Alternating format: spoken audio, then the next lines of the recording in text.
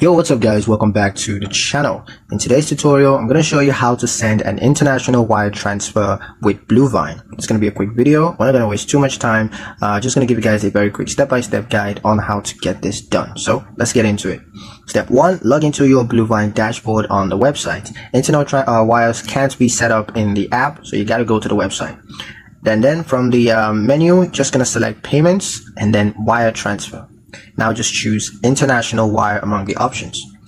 Now you're going to enter the recipient's full banking details. You're going to need their account name, account number, or IBAN. Likewise, you're going to need the SWIFT/BIC code and the recipient's bank address. Once you have those, you're going to specify the amounts with currency, and then Bluevine is going to show you the exchange rates and the transfer fees before you continue. So you want to make sure that you review all the details carefully, because international wires can't be reversed once sent. Once you're done, click submit and complete any two-factor authentication that's required. You can track the wire under your payments tab. International transfers typically take 2 to 5 business days, depending of course on the recipient's country and bank.